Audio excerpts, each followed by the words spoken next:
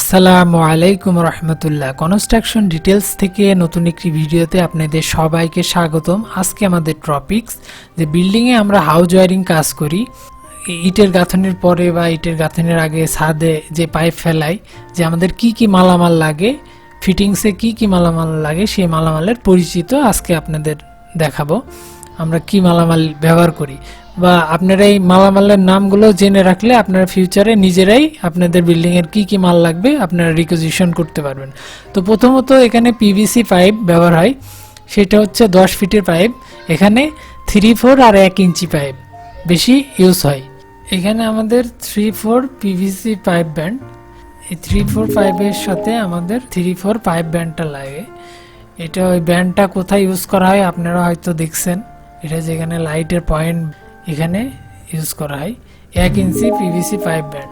এখানে পাইপের 3-4 1 ইঞ্চি, এটা পার্থক্য মূলত যেখানে তার বেশি টানা হয় সেখানে বড় এবং ছোট পাইপ ইউজ করা হয়। একজন সিভিল ইঞ্জিনিয়ার হিসেবে আপনাদের ইলেকট্রিক্যাল স্যানিটারি সব কাজের সম্মুখীন পড়তে হবে একটা সাইট চালাতে হলে। তো সব কাজে আপনাদের জেনে রাখা উচিত। তো প্রথমত আমাদের 3 gang steel MK switch board, এটা আমরা স্টিলের ইউজ করছি, স্টেনলেস স্টিল।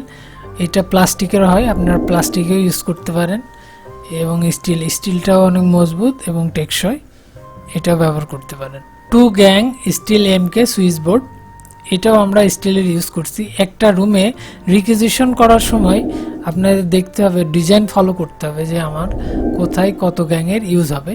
তো সেইভাবে আমরা রিকুইজিশন করি, একটা বিল্ডিংয়ের ফুল রিকুইজিশনটা করে থাকি, যাতে আমরা সহজেই মালামালগুলো আমাদের কম না পড়ে, সেই জন্য আমরা কয়েক % বাড়াই, ওয়েস্টেড ধরে দিই।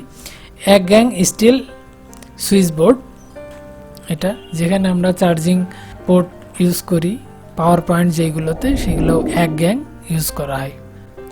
24 গেজ জিআই ওয়্যার, এটা হলো ছাদে যখন পাইপ ফেলাই এবং ভার্টিক্যাল সেকশনে পাইপ বাঁধার জন্য এই তারটা ব্যবহার করা হয়। এবং 1.5 ইঞ্চি স্টিল নেলস, মানে 1.5 ইঞ্চি স্টিলনেসে স্টিল পেরেক ব্যবহার করা হয়, যাতে সহজেই ইটে পেরেকগুলো ঢোকানো যায়। পিভিসি সলভেন্ট সিমেন্ট, এটা হচ্ছে ছাদে যখন পাইপ ফেলেন যাতে এর ভিতর কোনো মশলা না যায় এবং পাইপ যাতে না খুলে যায় সেই জন্য ব্যবহার করা হয়। MS round ceiling fan box, এটা যখন ছাদে আমরা পাইপ ফেলাই তখন এই ফ্যান বক্সটা আমাদের দিতে হয়।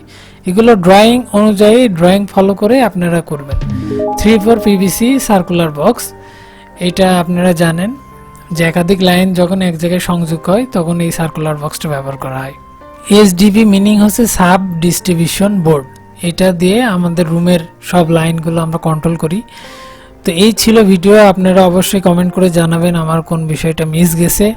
তো যদি ভালো লাগে অবশ্যই লাইক কমেন্ট শেয়ার করবেন এবং চ্যানেলকে সাবস্ক্রাইব করবেন, এবং ভালো থাকবেন, সুস্থ থাকবেন। আল্লাহ হাফেজ।